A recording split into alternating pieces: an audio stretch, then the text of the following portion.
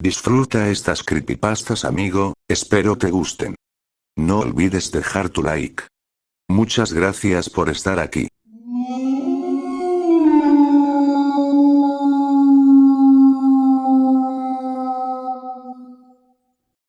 Mi gatito de peluche cobró vida.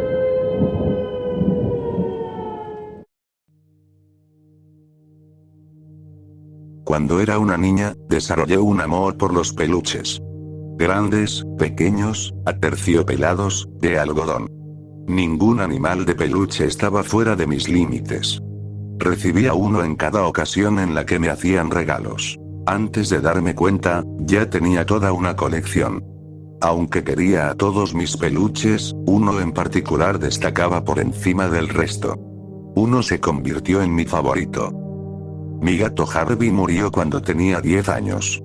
En realidad nunca le presté demasiada atención, siempre había preferido los peluches a los animales reales. A pesar de eso, su muerte me afectó bastante. Me lamenté por no haberle dado el cariño y la atención que merecía.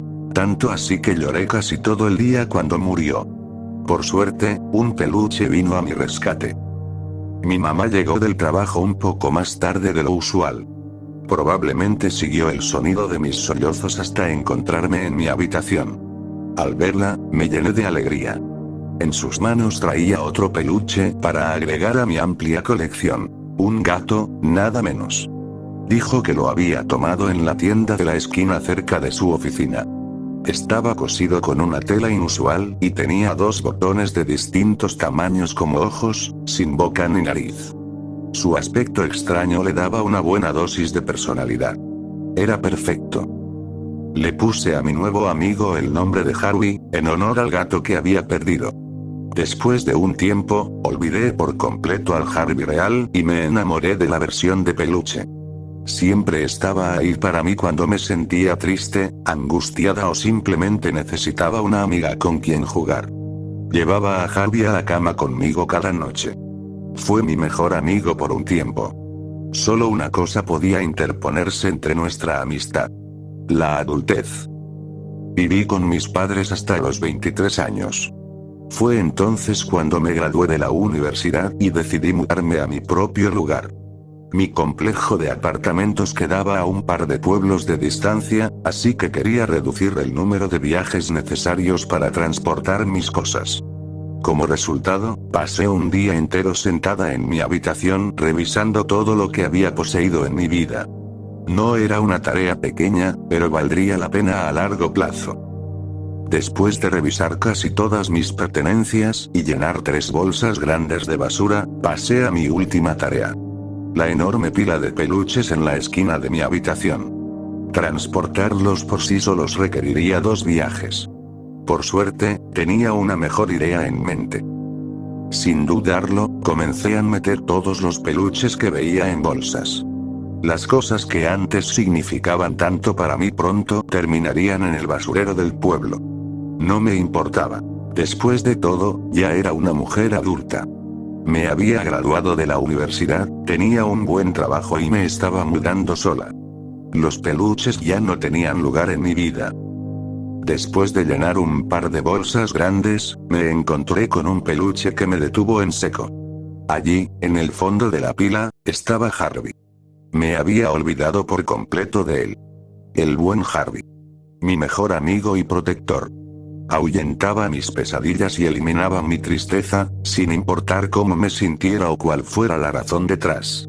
Una cálida sonrisa apareció en mi rostro al recordar todos los buenos momentos que había pasado con él.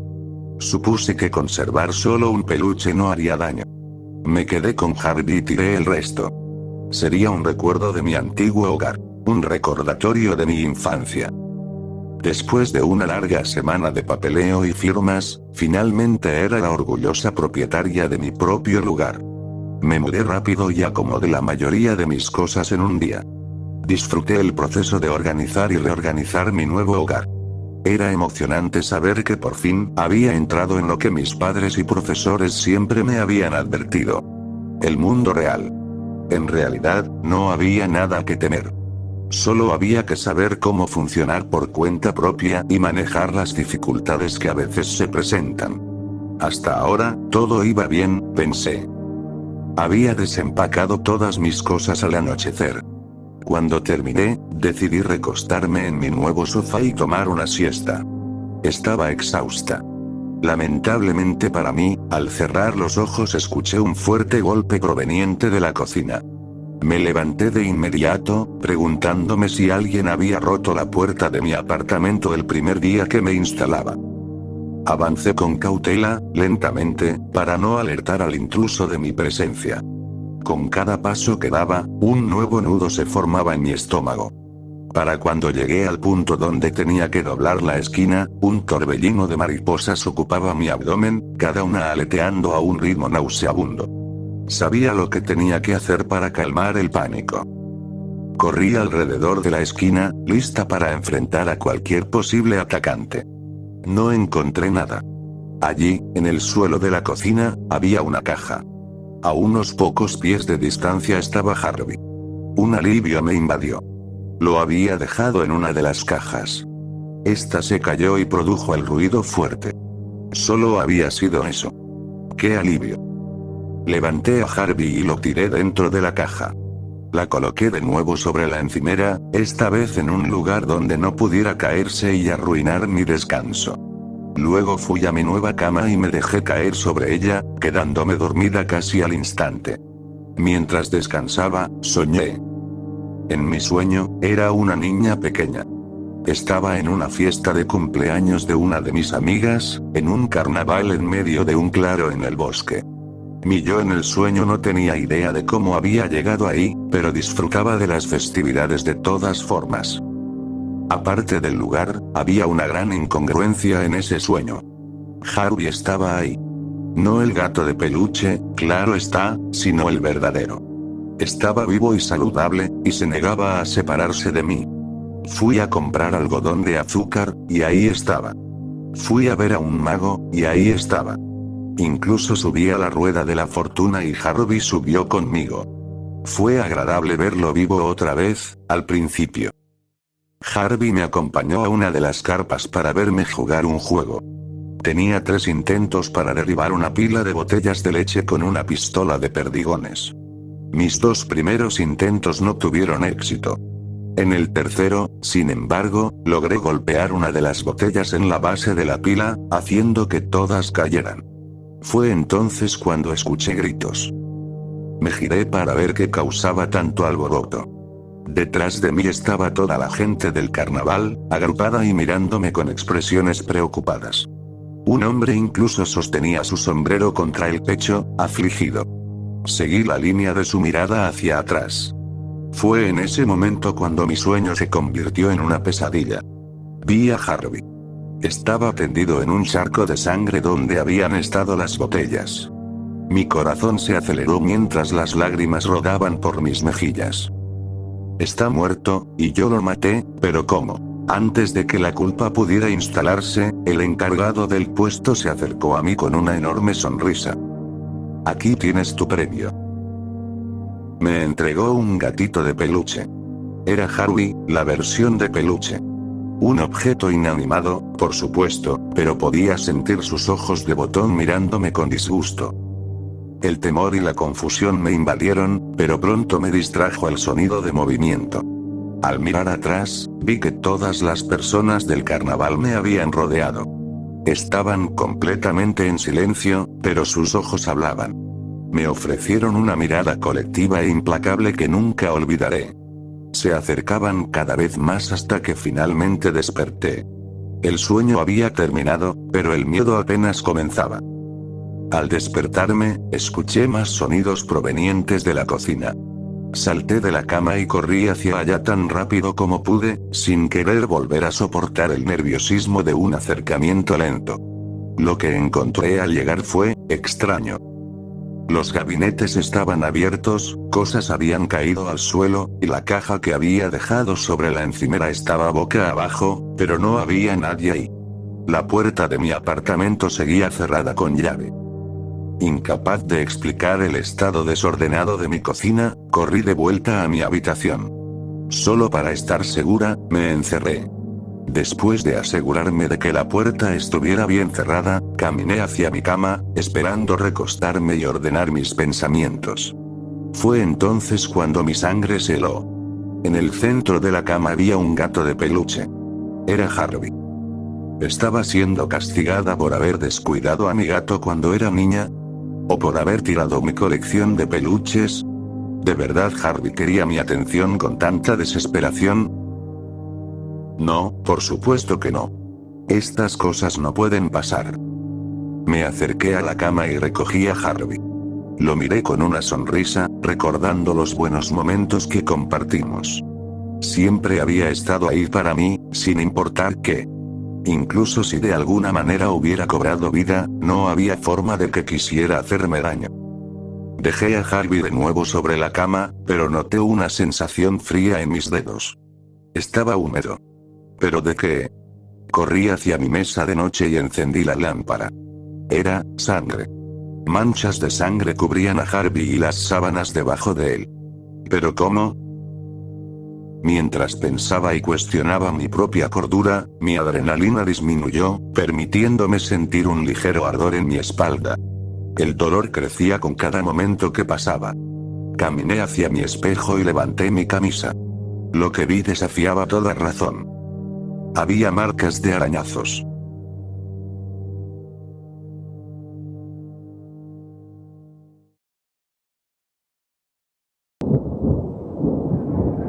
Vanta Black.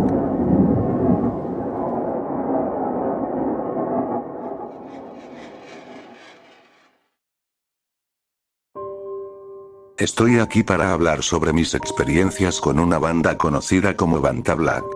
Es una banda de progressive death metal con base en mi ciudad natal, Battery Grove, un pueblo pequeño pero animado en Nueva Inglaterra. La banda está formada por 5 miembros. Un baterista, 2 guitarristas, un bajista y un vocalista. Más allá de sus roles dentro de la banda, sé muy poco sobre ellos. Han tocado exclusivamente en el local de mi ciudad desde que se formaron hace unos meses, en ningún otro lugar, pero nunca los he visto en el pueblo. Aún no los veo. Ni siquiera sé sus nombres. La banda y sus integrantes están envueltos en misterio. Lo único de lo que estoy seguro es de lo que he presenciado. Antes de entrar en detalles sobre lo que viví, hablemos de la escena musical local de Battery Grove. Las bandas aquí y en los pueblos cercanos son en su mayoría de metal o, al menos, algún tipo de metal. Sus géneros van desde extreme metal, death metal y black metal hasta metalcore, deathcore e incluso grindcore. Si no estás familiarizado con estos géneros, no te preocupes. No es importante para entender mi situación. Solo intento dar una imagen más clara para quienes sí los conocen. Estas bandas tocan en nuestro local, Garrett's Locker. Es un lugar pequeño y descuidado, pero es nuestro. Un gran sitio para que los chicos se diviertan. Voy allí cada vez que puedo. Ver bandas, además de entrar al mosh, es una gran forma de liberar estrés. Pero es más que eso. Estar en un concierto de metal es una experiencia emocionante. El ambiente es positivo, la gente es amable, la mayoría del tiempo, aunque a veces hay algún idiota que quiere golpear a todos a propósito, y la música es fenomenal. Es un asalto celestial a los oídos y un consuelo para el alma. No hay nada igual. En años recientes, los problemas financieros hicieron que los dueños del lugar permitieran la entrada de bandas en gira. Estas bandas atraen a más público que las locales, y más gente significa más dinero. No hay nada malo en mantenerse a flote, especialmente si eso significa salvar el sitio, pero extraño cuando el local era completamente nuestro. Era como un club secreto, casi, un lugar solo para músicos locales. Nuestro escape de los problemas del día a día. Digo, aún lo es, pero las bandas en gira atraen fans que simplemente no les importa nada. Chicas de la escena que se enfocan más en quién es más atractivo que en la calidad de la música. No las juzgo. Solo extraño al público de antes. Un día, vi una invitación en Facebook a una página de evento de Garrett's Locker. Era un concierto, pero no cualquier concierto. Era uno el local Metal Fest Hamburger. Como decía la página. Todos locales, ¿eh? Me llamó la atención.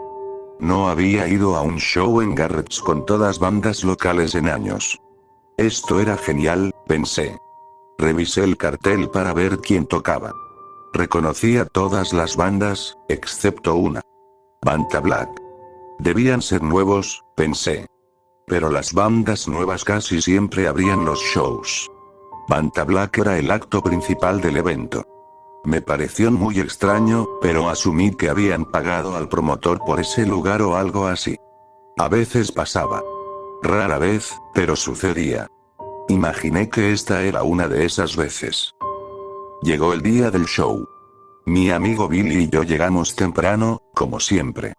Nos encantaba quedarnos un rato afuera del local antes de que empezara. Nos daba la oportunidad de ver a amigos y saludar a algunas de las bandas mientras descargaban el equipo.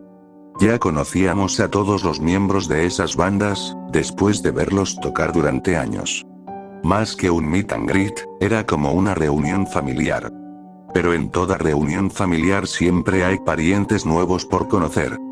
Ya sabes, esos primos que no sabías que tenías. Eso era Banta Black. Mientras hablábamos con el vocalista de mi banda local favorita, llegó un bus.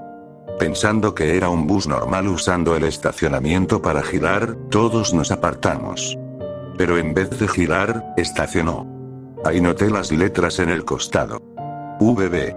Supe de inmediato que era de Banta Black. Fue una sorpresa. Ninguna banda local, ni siquiera las de gira, había llegado jamás a Garrett's en un bus. Siempre eran varios autos, un par de camionetas, un SUV o una van. Tener un bus real era impresionante, especialmente para una banda local. Esto, junto al hecho de que nadie sabía nada de ellos, hizo que todos miraran. Estábamos esperando poner rostro al nombre. Esperando el gran momento. Con el equipo en mano, 5 figuras encapuchadas bajaron del bus en perfecta formación y entraron a Garrett's.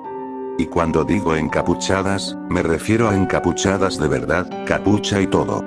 No podía distinguir ni una sola cara. Extraño es poco. Era francamente raro. Billy estuvo de acuerdo. No había visto nada parecido, y él ha ido a más conciertos que yo. Además de confundirnos, la gran entrada de Banta Black logró despertar interés.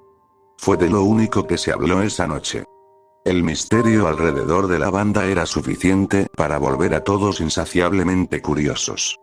Debo admitirlo. Tenía muchas ganas de ver qué ofrecían. La noche iba bien. Conocí gente nueva, disfruté de la música de algunas de mis bandas favoritas, y entré al mosh hasta cansarme. Se estaba convirtiendo en uno de los mejores shows a los que había asistido. Todos mis favoritos ya habían tocado, y lo único que faltaba para que la noche fuera perfecta era que Banta Black estuviera a la altura del hype. Sin haber ido al baño en toda la noche, decidí hacerlo justo antes de su presentación. El baño de Garrett's Locker estaba en otro edificio, conectado a través de un pasillo largo y estrecho. Eso significaba caminar un buen rato para ir y volver, parte de la razón por la que no había ido antes. Cuando llegué, noté algo extraño. Entre los muchos stickers de bandas en la pared junto al lavamanos, había otra cosa. Talladas en la pared estaban las letras VB, seguidas de un símbolo extraño. Supuse que uno de los miembros de Banta Black lo había hecho. Era una mala idea tallarlo ahí, además, ¿cuál era el propósito? Tallar las iniciales y el símbolo de tu banda en la pared del baño no es exactamente una gran estrategia de promoción. Simplemente lo dejé pasar y terminé antes de regresar al show. Al volver, pude escuchar la música llenando la sala. Banta Black ya había empezado su set. Por lo que se escuchaba, eran buenos. No solo buenos, excelentes, incluso mejores cuando tuve vista del escenario. Los miembros llevaban atuendos oscuros e imponentes. Algunos incluían grebas, botas con picos, cota de malla y cascos con cuernos. El vocalista llevaba algo que parecía una armadura samurái. Todos tenían estilos distintos, pero toda su ropa y armadura era negra. Para ser sincero, parecían villanos sacados de un RPG. Era fantástico. Aquí es donde las cosas se ponen raras. Estaba tan concentrado en la música y en la apariencia de la banda que no noté lo que pasaba en la sala. Mirando al público, me di cuenta de lo que todos hacían. Cada persona tenía el brazo izquierdo levantado y se movía de un lado a otro al mismo tiempo. Parecían estar en trance. He ido a muchos shows de metal, así que sé cómo debe funcionar un público. Su movimiento siempre es caótico e impredecible. Esta vez no. Estaban perfectamente sincronizados. Nada de mosh ni baile, solo un balanceo colectivo como zombies. Y déjame decirlo. Era inquietante. Al notar la audiencia hipnotizada, busqué a Billy para ver qué ocurría. Lo vi al fondo y fui hacia él para preguntarle qué estaba haciendo. No obtuve respuesta. Grité en su oído, pero no reaccionó. Me desesperé y lo sacudí. Nada. Ni una señal. Solo el movimiento constante. Todos, moviéndose. Miré al técnico de sonido y a la persona del puesto de comida. Ellos también se movían igual, hipnotizados por la música. Estaba perplejo. Vi el resto del set desde el fondo, sin saber qué demonios pasaba. Finalmente, tocaron su última canción, y en ese instante todos salieron del trance. Con la mirada perdida, salieron del lugar y fueron a sus autos. Billy era mi transporte, así que lo seguí. En el camino a casa, mencioné a Billy que intenté llamar su atención durante el show. Él actuó como si no recordara nada. Pero lo que sí recordaba era a Vanta Black. No dejaba de hablar de lo increíbles que eran. Fue el único tema de conversación durante todo el trayecto. Incluso dijo que ahora eran su banda favorita. Eso me pareció muy extraño. Conozco a Billy desde hace años.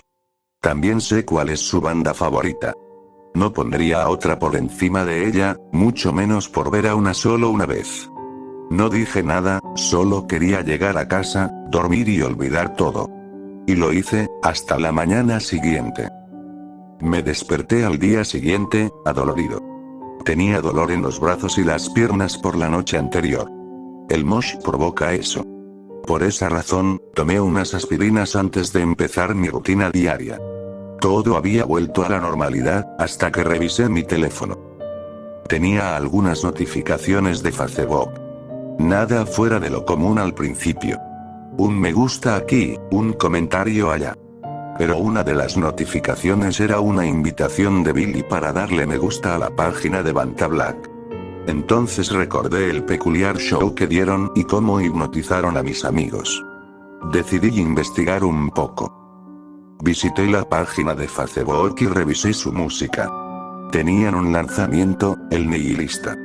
Era gratuito y contenía 5 canciones, todas reconocibles de la noche anterior. Una que realmente destacó para mí fue Conocimiento de los Condenados. Esa era la canción que estaban tocando cuando entré a la sala. Todas las canciones estaban grabadas profesionalmente y sonaban con la misma calidad que la música de cualquier banda en gira.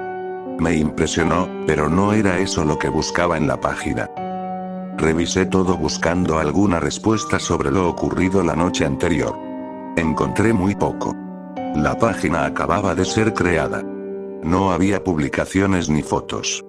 Aún así, tenía unas 200 menciones de me gusta. Esa era también la cantidad aproximada de personas que asistieron al show. Ninguna banda nueva consigue tantos me gusta tan rápido. Era algo inaudito. Aún había cosas que no cuadraban. Mientras seguía allí, desconcertado, vi que Vanta Black publicó por primera vez. Era un anuncio para un show al día siguiente. Decía: Show secreto Vanta Black. Solo verdaderos fans. El título era extraño. Entré para ver más. Estos eran los detalles. Bienvenidos a su nuevo sistema de creencias. Esta es su oportunidad de demostrar a Vanta Black que son verdaderos seguidores. Las reglas son simples. Encuentren un Stygian Tome. Este será su boleto para el evento. También contiene las coordenadas del evento. Las ubicaciones de los tomos están detalladas abajo. Varias ubicaciones estaban listadas, incluyendo el cementerio Grofud, justo cerca de mi casa. No entendía el secretismo ni el propósito del evento, pero sentí la necesidad de averiguarlo. Algo no estaba bien, y quería saber exactamente qué era. Pensé que, quizá, el show secreto aclararía la situación. Así que decidí buscar un Stygian tome. Busqué durante varias horas en el cementerio antes de encontrar lo que estaba buscando. Apoyado contra una lápida había un pequeño libro encuadernado en cuero marrón. Lo levanté y lo revisé.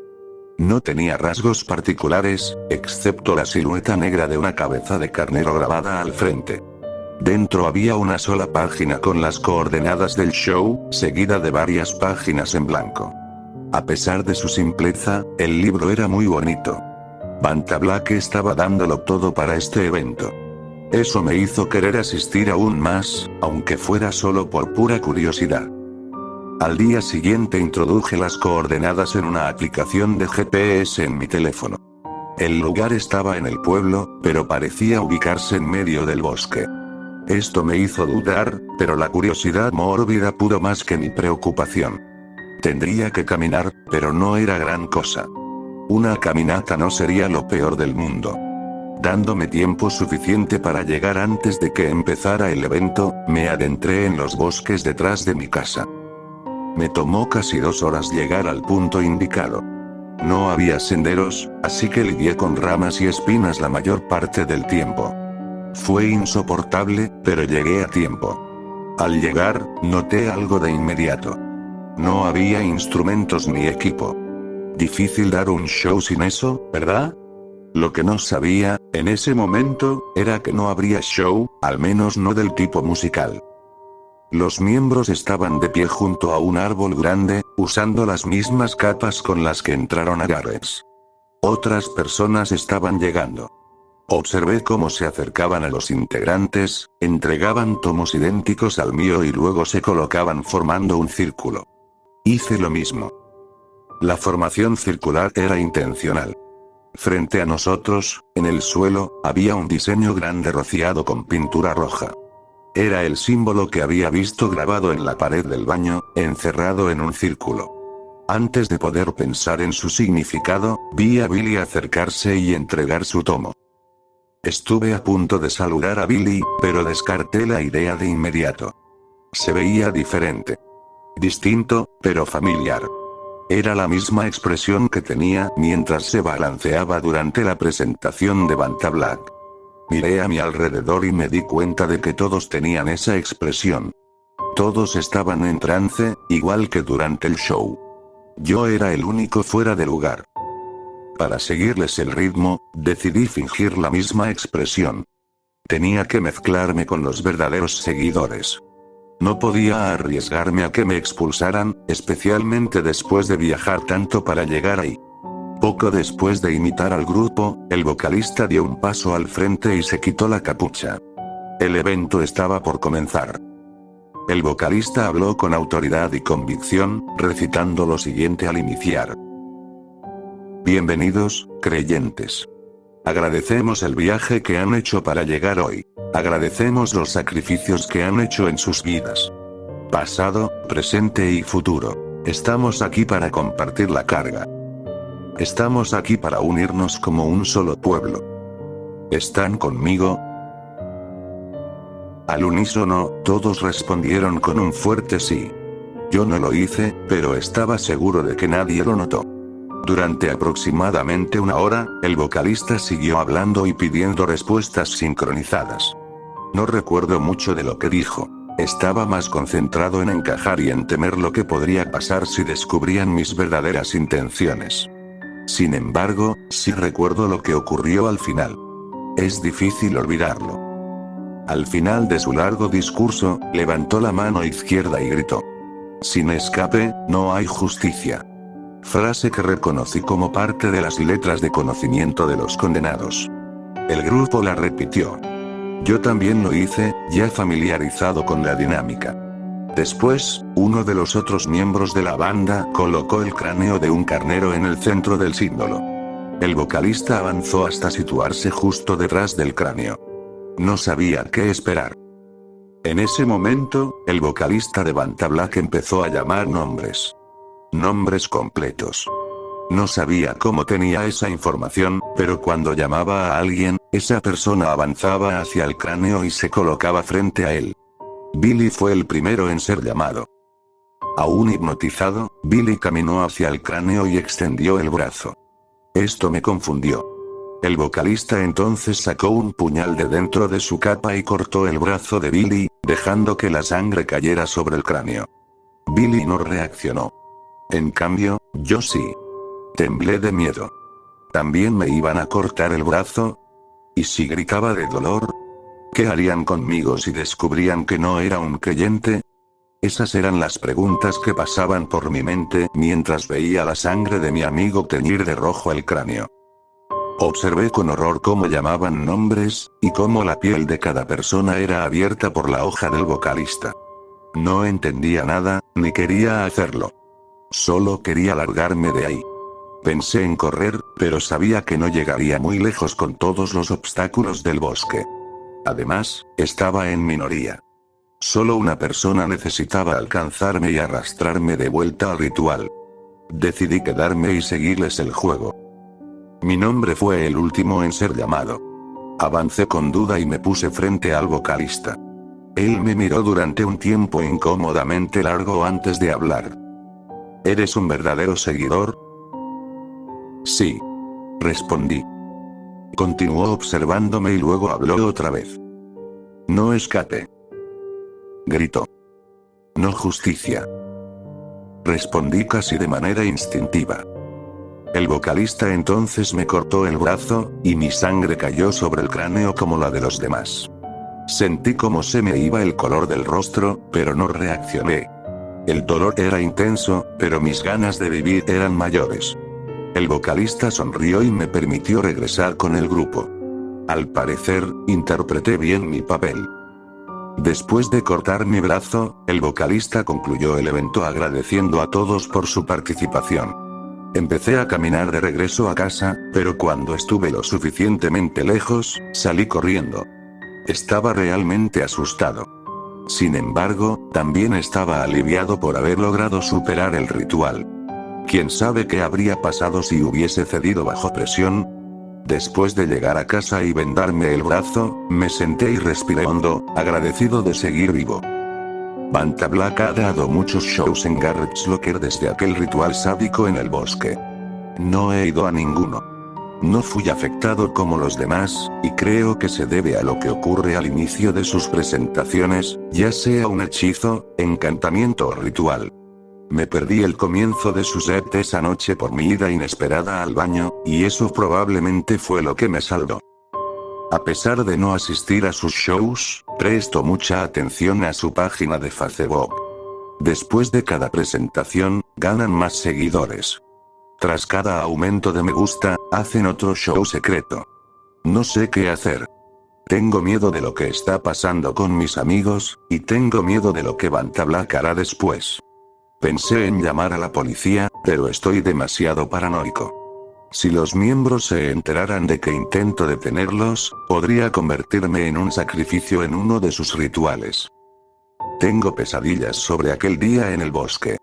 Se desarrollan igual que en la vida real, solo que, en vez de cortar los brazos de todos, les clava el puñal en el corazón, matándolos al instante. Quiero correr, pero no puedo moverme. Después de ver morir a todos, el vocalista se acerca a mí. Justo cuando está por dar el golpe final, me despierto. Cada noche pasa lo mismo. ¿Por qué? ¿Por qué? Lo que más miedo me da es que sigo escuchando su música. Es lo único que parece calmarme. Y cuando lo hago, siento la necesidad de unirme a ellos. Siento la necesidad de ser parte de su culto perverso, y no sé por qué. Estoy al límite, y puedo sentir que estoy cediendo. Sus letras siguen resonando en mi mente, y creo que son verdad. No hay escape, y no hay justicia. No creo que puedan ser detenidos, y no creo que pueda seguir alejándome de ellos. Quiero que las pesadillas terminen. Creo que es momento de convertirme en un verdadero seguidor.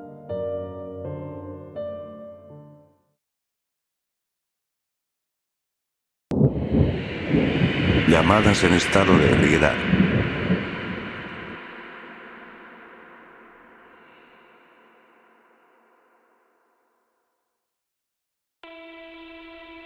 Mi mamá consiguió un teléfono para mi cumpleaños número 21 hace unas semanas, lo cual fue una sorpresa, porque ella es madre soltera y tiene que cuidar a 3 hijos con el salario de una enfermera.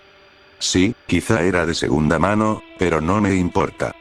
Conociendo a mi mamá, esperaba un teléfono antiguo, así que puedes imaginar lo feliz que fui al encontrar uno de los más caros del mercado. Esa noche salí a celebrarlo. Por fin podía tomar mi primer trago, bueno, en un bar, al menos. Estaba muy emocionada y tomé muchas fotos. Más tarde fuimos a un club y terminé tan mal que mis amigas tuvieron que cargarme para sacarme. En el taxi vomité encima de los tacones nuevos de Tara. No estaba nada contenta, pero siendo la gran amiga que es, igual me ayudó a llegar a la cama y se aseguró de que estuviera bien. Cuando desperté a la mañana siguiente, estaba tan enferma que pensé que me estaba muriendo, y para empeorarlo me caí de la cama, tratando de agarrar mi teléfono del casillero. Empecé a sentir que algo andaba mal, y así era, porque cuando abrí mi teléfono debía tener cientos de mensajes molestos esperándome. Pensé, ¿qué hice anoche? Y cuando lo descubrí literalmente quise morirme. Aparentemente debí haber llamado a todos, bueno, más bien enviado notas de voz borracha. Estaba tan avergonzada. Al principio decían que solo respiraba fuerte y hacía sonidos raros, lo cual les pareció gracioso. Hasta que empecé a hablar con una voz inquietante sobre lo que iba a hacerles, y no es lo que piensas. Aunque, en este punto, ojalá lo fuera, habría sido mucho más fácil. No voy a entrar en demasiados detalles, pero digamos que después mis amigas hablaban de una institución. Juró que nunca volvería a beber después de eso, pero adivina qué. Salí el fin de semana siguiente. No sé qué me pasa. Esta vez intenté ser más lista y tomé precauciones, o eso creía. Le di mi teléfono a Tara y le hice prometer que no me lo entregaría bajo ninguna circunstancia. Funcionó muy bien hasta que ella se emborrachó y terminé cuidándola. Fui cuidadosa esa noche y no bebí mucho. ¿Cómo podría, si mi niñera pasó la mitad del tiempo conversando con un poste de luz? Después de pasar 30 minutos explicándole por qué él no podía venir con nosotras, el taxi por fin llegó y la dejé en su casa. Cuando me acosté esa noche estaba segura de que no habría disculpas vergonzosas por la mañana. Pero por supuesto, estaba equivocada, y había molestado a mucha gente otra vez. No sabía cómo había pasado. No estaba lo suficientemente borracha como para olvidar haber hecho todas esas llamadas, y aún así no tenía memoria de nada. Mi cabeza estaba hecha un desastre. Mi amiga Iris fue la primera en llamar. Le pareció todo gracioso, a diferencia de Tara, que empezaba a asustarse de verdad. Iris me dijo que Tara tenía miedo de dormir después de escuchar mi nota de voz. Me sentí terrible, así que intenté llamarla para disculparme. Cuando respondió estaba distante, y ofrecer ir a verla pareció alterarla aún más. Pasé toda la semana intentando hacer las paces, y para el sábado en la noche ya estaba lista para salir otra vez. Me aseguré de beber lo mínimo, así que al final de la noche me sentía sobria, solo para evitar repetir lo de la semana anterior. Tara aceptó quedarse y vigilarme. Decidimos saltarnos el club y volver temprano. Nos quedamos despiertas hasta tarde hablando de viejos tiempos. Fue divertido, no hacíamos eso desde que éramos niñas. Desperté feliz a la mañana siguiente, segura de que no había llamado a nadie. Así que puedes imaginar mi sorpresa cuando revisé mi teléfono y estaba lleno de mensajes. Sabía que Tara me respaldaría, habíamos estado juntas toda la noche. Fui a buscarla, pero no estaba en la cama. Supuse que había salido temprano y vuelto a su casa, así que continué con mis ya habituales mensajes de disculpa. Todos empezaban a cansarse de mí. La mitad de mis amigas ni respondía, y las que lo hacían mandaban respuestas de una sola palabra.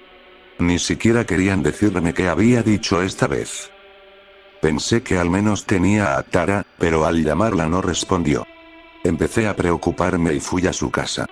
Su mamá, Mandy, atendió, pero dijo que no la había visto desde el día anterior. Llamé por todas partes, pero nadie sabía nada. Estábamos muy preocupadas, así que Mandy y yo decidimos ir a la policía, pero no hicieron nada. Lo único que podíamos hacer era volver a casa y esperar su regreso. Los días pasaron y no había señales de ella, pero yo no perdía la esperanza. Estaba segura de que tarde o temprano volvería y todo terminaría. Hasta que una mañana, mientras desayunaba, su mamá llamó. Habían encontrado un cuerpo que coincidía con la descripción de Tara. Necesitaban a alguien para identificarla, y Mandy me pidió que fuera. Yo no le creí. Estaba convencida de que debía haber un error y que la vida de otra persona sería arruinada en lugar de la nuestra. Pero me equivocaba. Era ella. No podía creer lo que estaba pasando. Estuve en shock el resto del día y terminé quedándome en casa de Mandy esa noche. No pude dormir y pasé toda la noche sentada tratando de entender qué había pasado con Tara. La última vez que la vi estaba tan feliz, y ahora, de un momento a otro, se había ido. A la mañana siguiente decidí prepararle el desayuno a Mandy. Dejé mi teléfono en la mesa de la cocina antes de subir con la comida. Cuando regresé, mi teléfono estaba lleno de notificaciones. De alguna manera había vuelto a pasar. Supe entonces que no era yo quien enviaba esas notas de voz, aunque claramente se enviaban desde mi teléfono. Antes de poder pensar, alguien tocó la puerta. Mandy bajó corriendo y abrió antes de que llegara yo. Era la policía. En cuanto me vieron empezaron a leerme mis derechos. Nunca olvidaré la expresión en el rostro de Mandy mientras me llevaban a la patrulla. Dijeron que el cuerpo de Tara fue encontrado en un arroyo detrás del lugar donde yo vivía, que alguien le había metido su teléfono en la garganta y que había muerto asfixiada. Con todo lo ocurrido, la evidencia apuntaba a mí, pero lo que selló mi destino fueron las últimas notas de voz, que describían con horrible detalle exactamente cómo había muerto. Intenté decirles que era el teléfono, pero eso solo empeoró las cosas, y terminaron internándome en una institución. Mi mamá es casi la única persona que aún me cree. Me visita al menos una vez por semana. La última vez que vino, le pregunté dónde había comprado el teléfono. Me dijo que un hombre mayor, con una coleta, llegó a la casa vendiendo todo tipo de cosas. Cuando ella le contó que se acercaba el cumpleaños 21 de su hija y que no tenía mucho dinero, él sacó el teléfono y prácticamente se lo regaló. No sé quién era, pero creo que sabía exactamente lo que iba a pasar cuando se lo dio.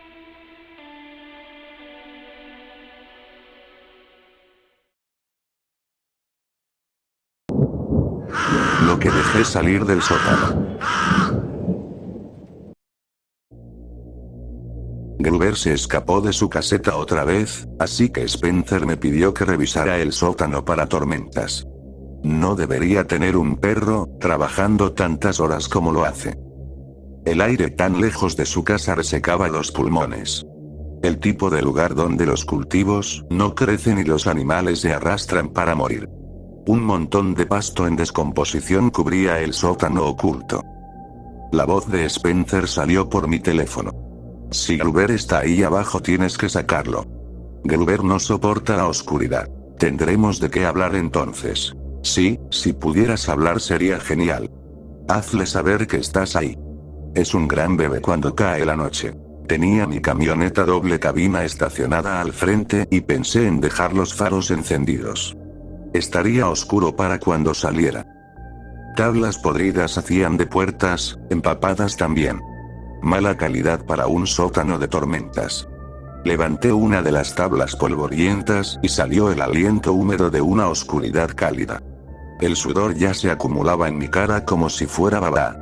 Las noches no deberían ser tan húmedas y opresivas. Adentro, una escalera conducía hacia un espacio pequeño, desde lo que podía ver, abarrotado con las colecciones de un acumulador. No había luces, o al menos ninguna visible de ese lado de la pila de trastos. Me la debes, Spencer. Me la debes, maldita sea. Preferiría refugiarme en la caseta de Gruber que en un búnker subterráneo. La lluvia saca los gusanos. No me gusta ver lo que atrae. Y también intenta decir, cállate, te estoy usando como linterna. Toqué el icono de la luz y levanté el teléfono frente a mí, manteniendo la llamada activa. Metí una pierna en el sótano, bajando los escalones de piedra, encorvándome para evitar las telarañas colgantes. La luz recorrió cajas desechadas con artículos del hogar, taburetes volcados, muebles quemados, paredes manchadas por filtraciones de agua. El fondo del sótano se curvaba un par de metros más adelante. No le vendría mal una limpieza. Le dije a Spencer, más que nada para distraerme. La señal dentro no era buena, y la voz de Spencer chisporroteó. No he bajado por eso. Entonces, ¿por qué demonios estoy yo mirando aquí abajo?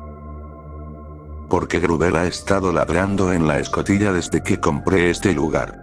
Probablemente huele una rata muerta. Un golpeteo hueco resonó contra el concreto, llevándose la señal de la llamada con él. Levanté la luz de inmediato y un taburete rodó hacia mi vista. Gruber. Me deslicé entre una pila de cajas etiquetadas como porcelana hasta donde estaba el taburete. Vamos, chico. Ven aquí.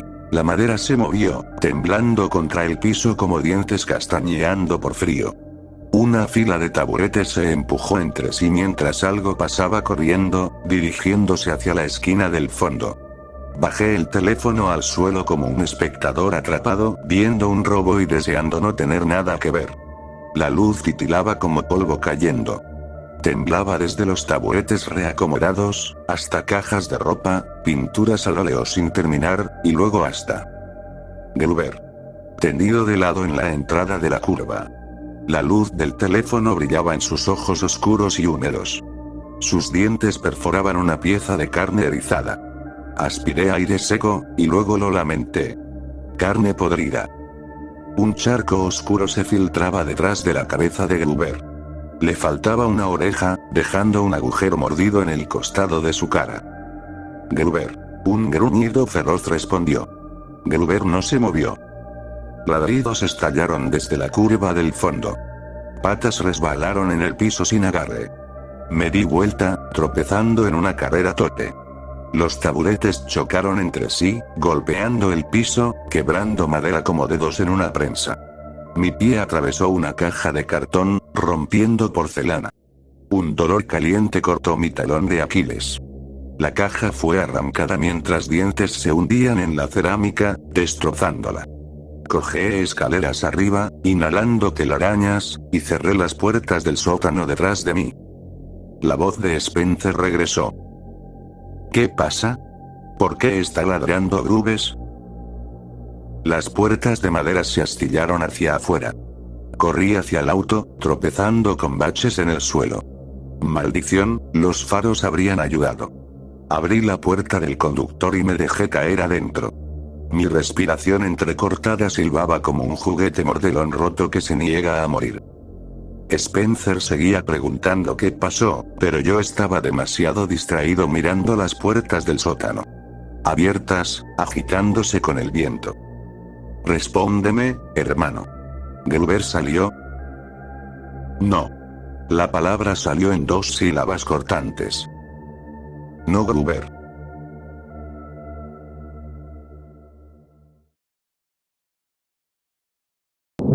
Piscinas de sirenas.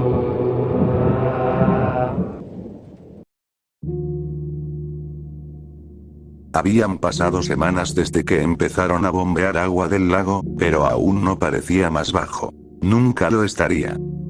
Ya era mediados de otoño y las autoridades seguían buscando el cuerpo de Hugh Parker. Lo clasificaron como un accidente, no había culpables, pero los padres de Hugh aún nos culpaban por ser la mala influencia detrás de la muerte de su hijo. Pero no había malas influencias, solo malas intenciones. Ninguno de nosotros podría haber impedido que eso ahogara a Hugh. Nuestro pequeño grupo de amigos tenía una tradición anual para celebrar el final del verano en el pozo de agua local, Piscinas de Sirenas. A pesar de su nombre, el lago no tenía antecedentes de supersticiones. El nombre venía de su profundidad, que era indefinida y daba pie a la idea de que cualquier cosa podría estar allá abajo. Para un pueblo tan ordinario, su nombre era una buena pieza de simbolismo. Hubo un incidente una vez que involucró a un camión realizando trabajos de construcción cerca. Según el supervisor, una excavadora con fallas empujó a un joven trabajador por uno de los acantilados. Si la caída no lo mató, la falta de oxígeno ciertamente lo hizo. Un equipo de buceo fue enviado unas horas después para recuperar el cuerpo. Dijeron inicialmente que sería fácil encontrar los restos por la pintura fluorescente de seguridad en la máquina, pero el problema resultó ser mucho más complicado que eso. No podían encontrar el fondo del lago. Otros jóvenes murieron allí, pero esas eran circunstancias diferentes. A los adolescentes atrevidos les encantaba lanzarse desde distintos niveles del acantilado para ver quién saltaba desde el punto más alto. Era seguro, mientras cayeran en el agua. Así que ahora, con la inclusión de Yu en la lista de muertes, el lago fue prohibido. Una cerca de malla rodeaba el área y cada puerta estaba cubierta de señales de advertencia amarillas, nada que mantuviera alejados a los realmente decididos. Si las autoridades querían asustar a la gente de este lugar, habrían hecho bien en escucharnos. Los cuerpos flotan. Es lo primero que todos escuchan al aprender a nadar. El de Yu no flotó, y no fue por ingestión de agua, como afirmaban algunos sitios dudosos. Yu desapareció bajo el agua en un instante, y no ha salido a la superficie desde entonces. Ocurrió en una de nuestras visitas anuales. No estaba saltando desde los acantilados ni nadando en el centro como nosotros. Ninguno lo vio siquiera entrar al agua. Había una roca en particular donde se sentaba y miraba la superficie del lago. Todos pensábamos que buscaba peces, no había peces en el lago, porque a veces parecía que les hablaba. De nuevo, nosotros nadábamos en el centro, así que era difícil ver qué hacía, pero definitivamente parecía que le hablaba a algo. El día que Yu se ahogó, yo estaba en el agua con él. Era temprano al anochecer y el agua se había vuelto de un violeta amenazante. Normalmente no nos quedábamos tanto tiempo en el agua, así que admito que estaba incómodo. Creo que la razón por la que nadar de noche me inquieta tanto es porque la orilla siempre ha sido un lugar seguro. Cualquier cosa podría estar nadando debajo del agua y lo peor es que estás en completa desventaja ante cualquier peligro. El único sentido que realmente puedes controlar es el tacto, y para ese momento ya suele ser demasiado tarde. La orilla siempre se ve igual y hay algo reconfortante en tener esa imagen sólida en la cabeza, pero de noche esa seguridad desaparece y es como ser un insecto atrapado bajo un vaso. Alguien sugirió correr hasta la orilla y antes siquiera de terminar la frase, la mitad ya había salido disparando. Cada uno tenía una técnica diferente. Brad, el atlético, pasó volando con un estilo de braza impecable. Stephen avanzaba haciendo perrito. Y luego estaba Oliver, que estaba convencido de que nadaba más rápido bajo el agua. Oliver siempre era el último. Similar a Stephen, Oliver se giraba de lado una vez bajo la superficie y movía el agua como si estirara una banda elástica atada de sus manos a sus pies.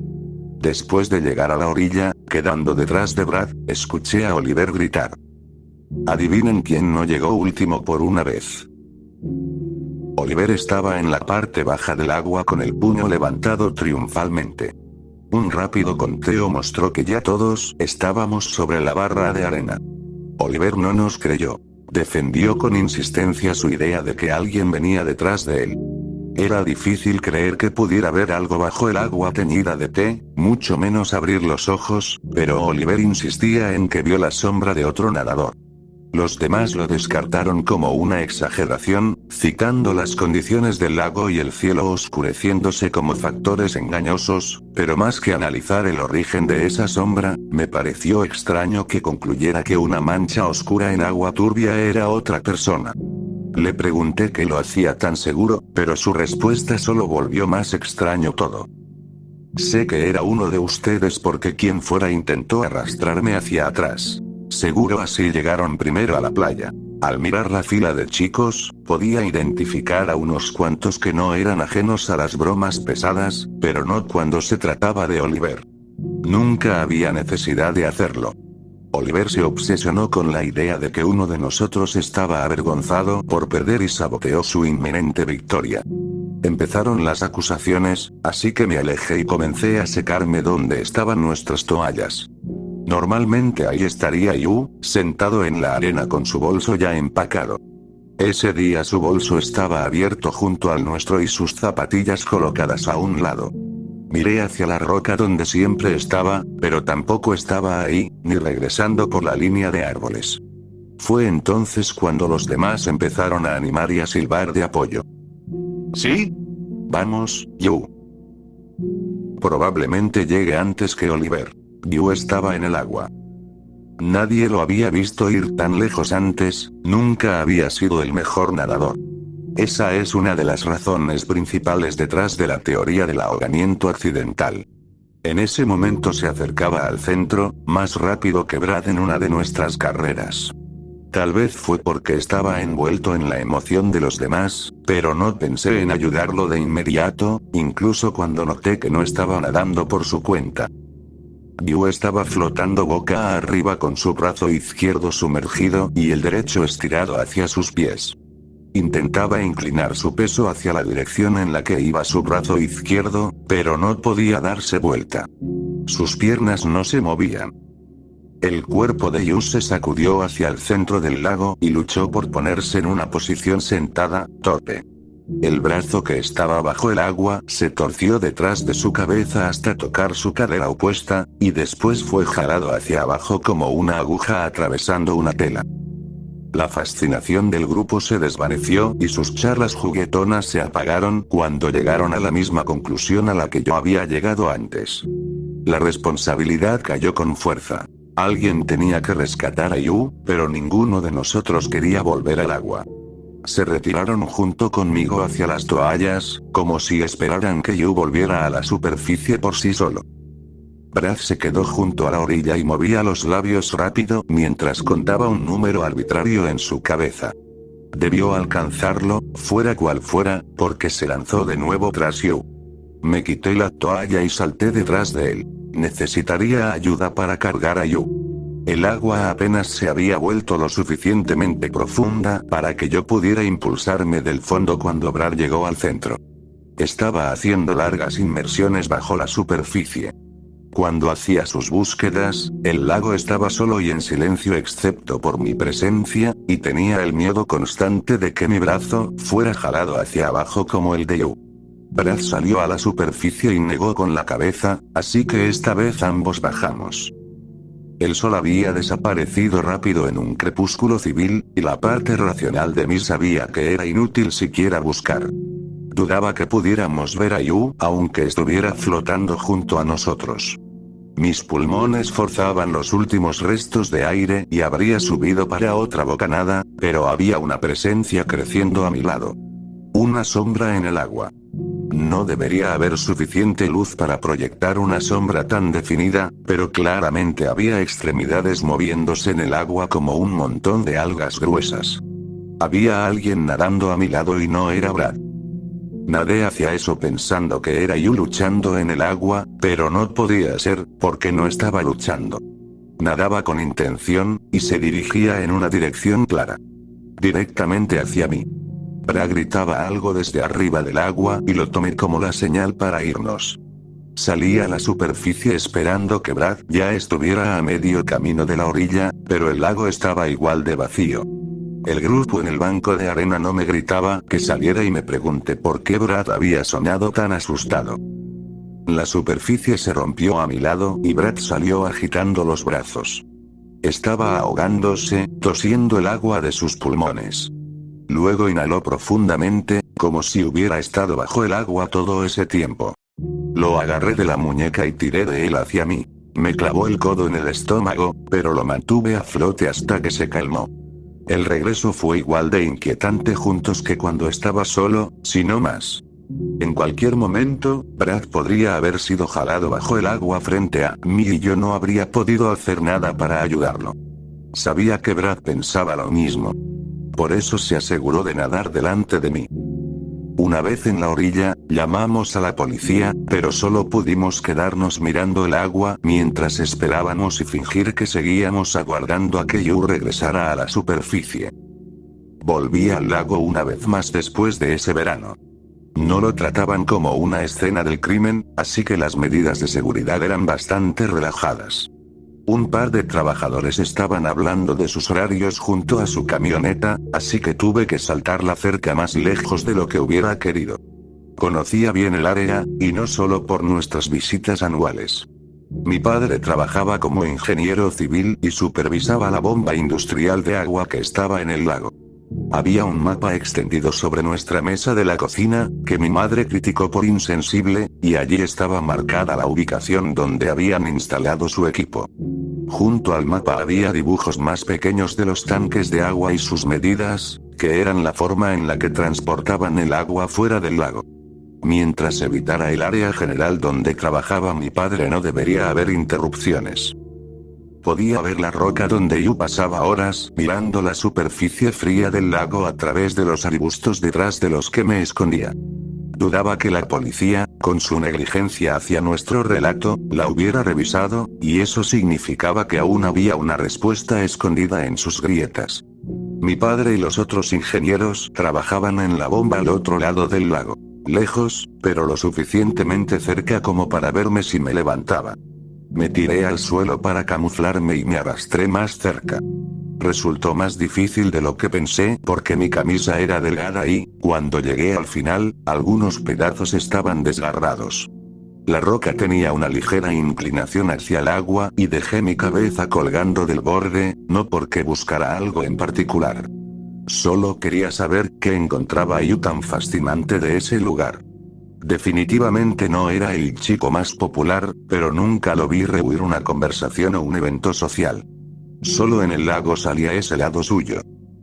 Me inquietaba estar ahí, en el último lugar donde Yu estuvo vivo, sin el esfuerzo consciente y al final inútil de arrastrar aire a sus pulmones. Un momento donde aún podía llamar a los peces inexistentes y lanzar piedras para que rebotaran mientras nosotros nos sumergíamos para esquivarlas.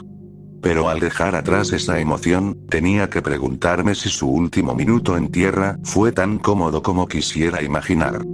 Para alguien que no había estado en el agua ese día ni mostró interés en unirse, no tenía sentido verlo tan lejos. La tentación de rendirme me alaba más fuerte. No había pasado nada desde que llegué y la única epifanía que tuve fue que estaba profundamente afectado por la pérdida de mi amigo. Lo que me convenció de quedarme fue un suave aleteo de agua agitándose. Era una presencia que no estoy del todo seguro de que no hubiera estado ahí desde el inicio, pero ahora que la notaba, el sonido aumentaba como un tren que se aproxima haciendo vibrar los rieles en una estación. El chapoteo saltaba de izquierda a derecha y terminaba en un suave vaivén bajo el saliente. Lógicamente pensé que era la bomba succionando el agua, y cuando comenzaron los gritos esperaba ver una alarma encendida. Sin embargo, los trabajadores seguían concentrados en la bomba y no había luces rojas parpadeando. Gotas frías tocaron mi barbilla. Busqué en el lago alguna señal de lucha, pero entonces, en el borde de mi visión, una sombra se arrastró por la parte inferior de la roca de Yu. La bomba se detuvo de golpe como si algo hubiera obstruido sus conductos internos y la sombra se alejó de mí. Sonó un ruido como si toda el agua del lago se elevara varios metros y luego cayera. El impacto envió una onda que atravesó el lago y vi una línea invisible volar hacia mí y estrellarse contra las rocas. La ola salpicó hacia arriba y, cuando cayó, ya no sentía suelo bajo mis pies. La línea invisible se convirtió en un golpe que me sacudió y perdí la orientación antes de darme cuenta de que estaba en el agua. Aún estaba cerca de la orilla y siendo empujado contra las rocas. En medio del caos logré sacar la cabeza y escuchar una succión ensordecedora proveniente de la bomba. Había visto lo que le pasó a Yu cuando fue arrastrado al centro del lago, así que en vez de luchar contra la siguiente ola, la usé para lanzarme contra la pared rocosa y me sostuve solo porque mi cuello quedó atrapado entre dos piedras afiladas. Mis piernas seguían dentro del agua, estiradas como si algo las jalara. No había nada que agarrar, y mientras repetía eso en mi cabeza, liberé mi cuello y trepé por las rocas. Es difícil describir cómo me sentí en tierra, pero definitivamente no era seguridad. Sentía que había perdido de vista la orilla firme que el día ofrecía generosamente. Vi mi estómago, que estaba mucho peor que los raspones anteriores. Casi agradecí no poder ver mi espalda. Apenas comenzaba a recuperar el aliento cuando oí a los trabajadores gritándome que me fuera y no tuve energía ni ganas de desobedecer. A mitad de camino a casa me di cuenta de que no podía entrar con la ropa mojada y el estómago destrozado, así que pasé por la casa de Brad por un cambio de ropa. Su madre, que casi nunca oía mis golpes, abrió la puerta. Había amarrado mi camisa sobre las heridas para que no las notara, pero vio que estaba mojado y me preguntó si había ido con Brad al lago. En casa esperaba que mi padre estuviera furioso por ver a algún adolescente escabullirse en el lago. Era el típico trabajador de oficina estricto y no toleraba ninguna tontería. Pero ese día llegó prácticamente riéndose. No paraba de hablar sobre una historia increíble que tenía que contarnos. Según su relato, la bomba con la que estaba trabajando generó una corriente fuerte, lo bastante para arrastrar rocas sueltas y ramas caídas. Una de las rocas extraídas de su tumba era más grande que las demás. Debido a la profundidad infinita del lago, no había forma de saber cuándo había empezado a caer, tal vez semanas, pero cuando finalmente tocó el fondo, toda el área tembló por su peso. Imagínate, dijo mi papá. El fondo de piscinas de sirenas. Y había un borboteo ahogado que, según los expertos, solo podía haber sido causado por una bolsa de aire aún más grande. Una cueva. Van a enviar un equipo de buzos a investigarlo la próxima semana.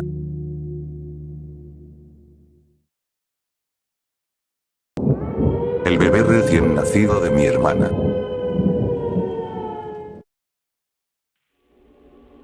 Esa mañana, cuando desperté, no lo sabía, pero lo tenía todo. Un buen trabajo, una casa agradable y una esposa hermosa, pero lo arruiné.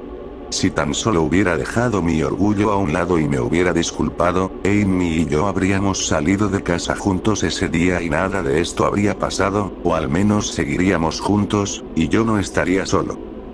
Pero no, creí que solo era una pequeña discusión y que si le daba un poco de tiempo para calmarse, ella lo olvidaría. Solo me lo quité un segundo, no es como si lo hubiera perdido a propósito, entonces ¿por qué estás actuando así? Fueron las últimas palabras que le dije mientras salía por la puerta.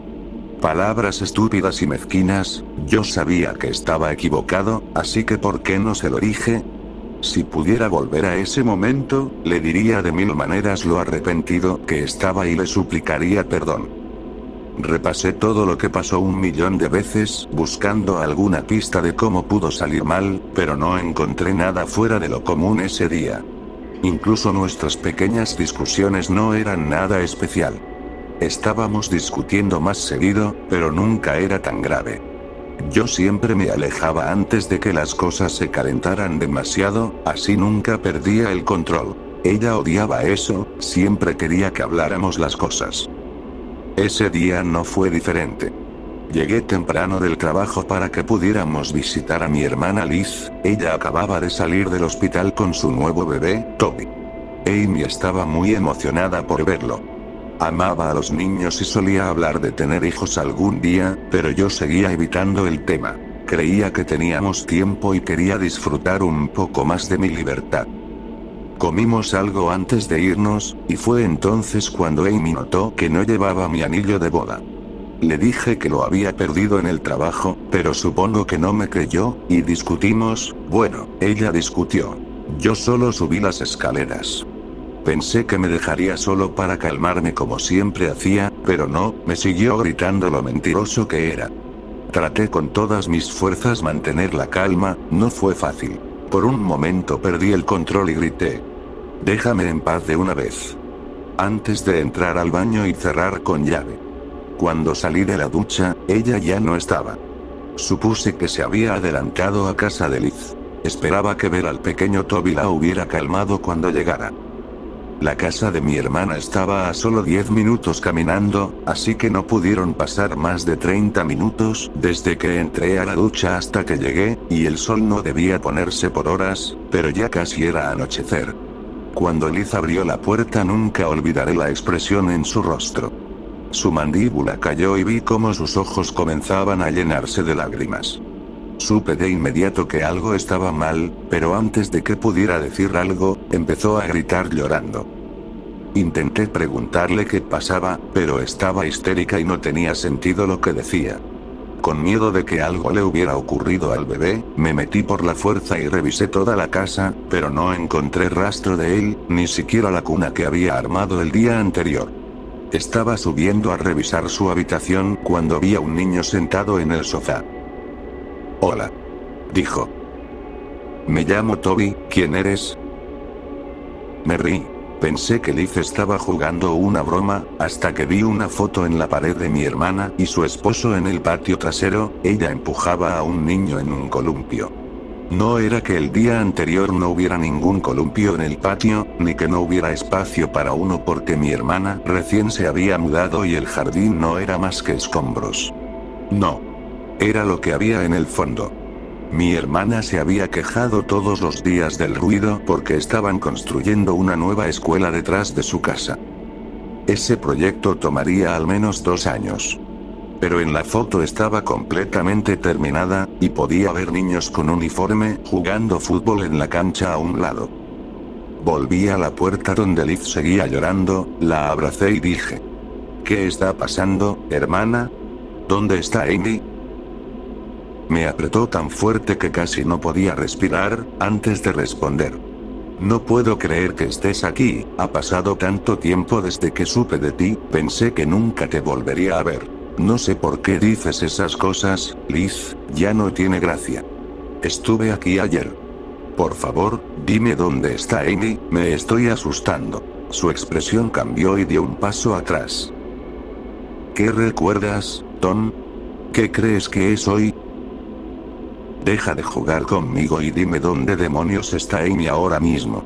Grité mientras caminaba de un lado a otro, tratando de entender todo lo que estaba escuchando. Me tomó de la mano, me llevó a la sala y me pidió que me sentara. Sabía que sería algo grave. Nadie pide eso si no va a decir algo terrible. Respiré hondo y me preparé. «Tom», dijo con voz tranquila. «Has estado desaparecido 5 años.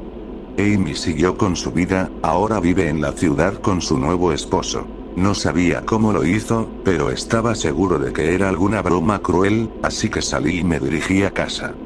Estaba convencido de que Amy estaría allí esperándome y que todo esto sería una pesadilla, pero me equivoqué. Cuando llegué a la reja, vi a un adolescente lavando un auto en el jardín, mientras una mujer arrancaba hierbas en un parterre que antes no existía. Era posible que la foto hubiera sido editada y que hubieran escondido al bebé y sus cosas, pero no había forma de que pudieran haber cambiado mi casa tanto en tan poco tiempo. Apenas la reconocía. Empecé a dudar de mí mismo, tal vez sí había estado desaparecido 5 años. Era la única explicación lógica, pero ¿cómo pudo pasar? Si apenas una hora antes había estado hablando con Amy. Me quedé allí, mirando los restos de la vida que solía tener, no sé por cuánto tiempo, todavía esperando, rezando que todo fuera una pesadilla de la que despertaría en cualquier momento. La inevitable comprensión de que Liv decía la verdad cayó sobre mí, y mi vida como la conocía se convirtió en un sueño roto que me perseguiría por el resto de mis días. Mi mundo se derrumbó. No era solo una casa lo que había perdido, era una parte de mí, una parte de nosotros. Cada rasguño, cada marca tenía una historia, nuestra historia. Y ahora todo estaba desaparecido, pintado, reemplazado o arreglado. Cualquier rastro de la vida de Amy y mía, borrado.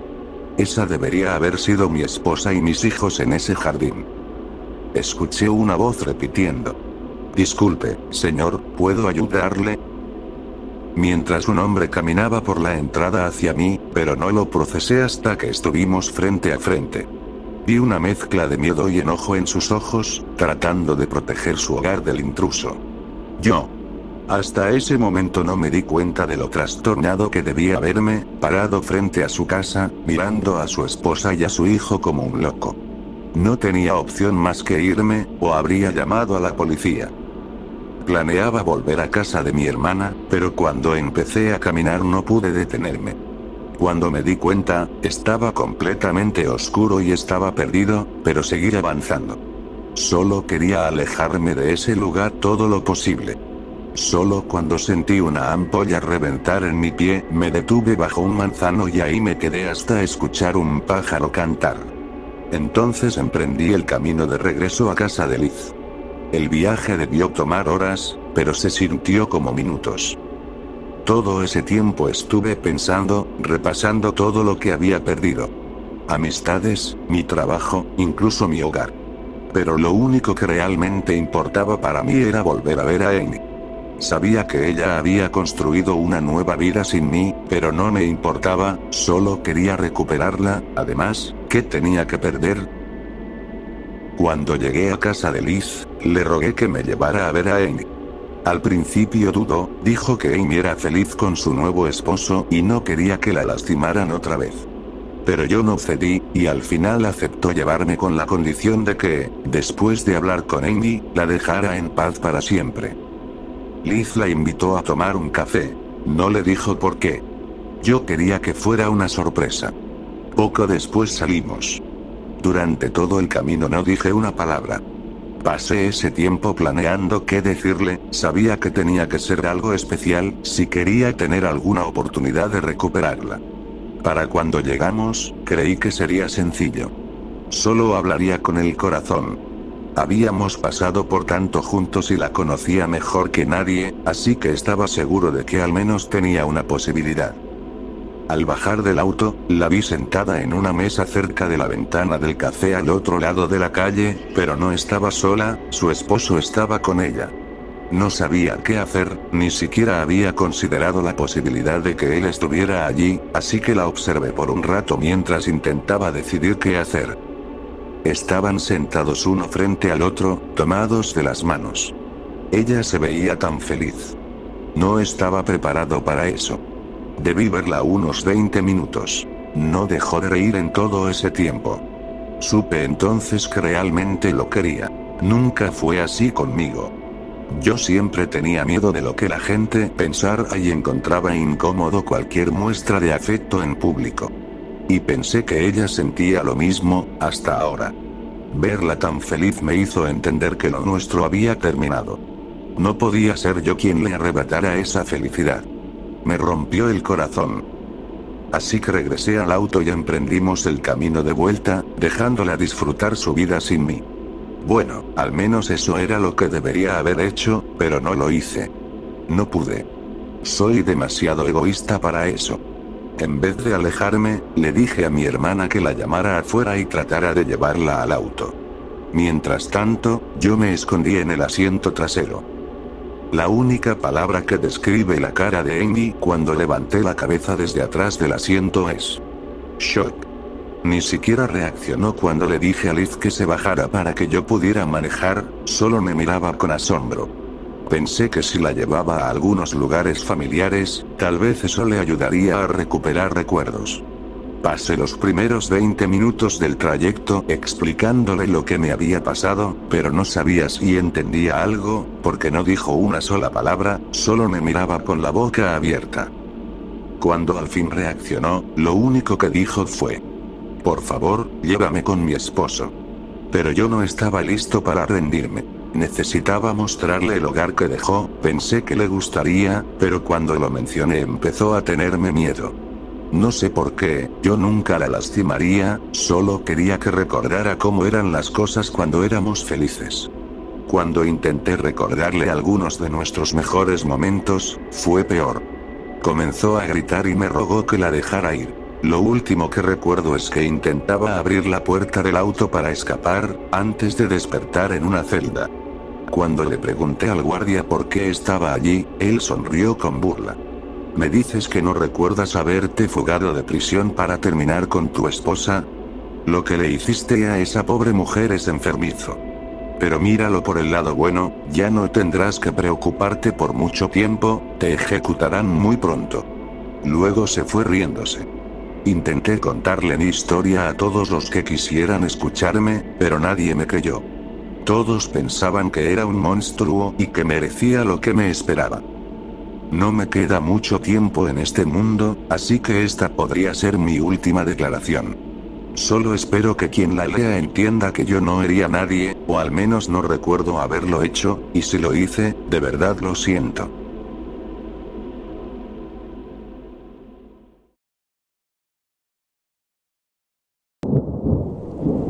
Creo que mi compañero de piso se unió a una secta. Mi compañero de cuarto ha estado actuando de forma extraña últimamente. Siempre ha sido un poco raro, pero no así. Nunca así. Antes de continuar, déjame darte un poco de contexto. Soy estudiante en Bridgewater State College, en Massachusetts. Comparto dormitorio con mi compañero Wallace. Ambos estudiamos informática, y eso es lo único de lo que hemos hablado en las pocas ocasiones en que realmente conversamos. No tenemos mucho más en común. Verás, Wallace es un tipo extraño. Es muy socialmente torpe y no tiene muchos amigos, si es que tiene alguno. Solo lo he visto hablar con sus profesores y, una vez, con el conserje. Wallace es un solitario. Otro de los rasgos de Wallace es su naturaleza obsesiva y compulsiva. Se comporta de una manera muy específica y tiene su rutina diaria completamente marcada. Nunca cambia. Cuando se despierta, se cepilla los dientes asegurándose de hacer gárgaras y escupir exactamente 3 veces. Luego se pone una camisa a rayas seguida de unos pantalones caqui. Su vestimenta nunca cambia. Siempre llega a clase 5 minutos antes y entrega sus trabajos un día antes de la fecha límite. Así ha sido siempre. ¿Cómo sé todo esto? Bueno, siendo un ermitaño social, Wallace nunca me ha contado estas cosas. No creo ni siquiera que sea consciente de que su rutina es un producto del trastorno obsesivo compulsivo. Es simplemente algo que he notado durante los 2 años que he vivido con él. Es prácticamente imposible no darse cuenta. Conociendo los patrones de comportamiento habituales de Wallace, he notado que algo no está bien. Ha estado durmiendo con la ropa puesta, no se cepilla los dientes y no ha entregado un trabajo a tiempo en más de una semana. Ni siquiera durmió en nuestra habitación anoche. No lo he visto en más de un día. Wallace tiene sus rarezas, pero es un buen tipo. Aunque no lo conozca tan bien, me empecé a preocupar.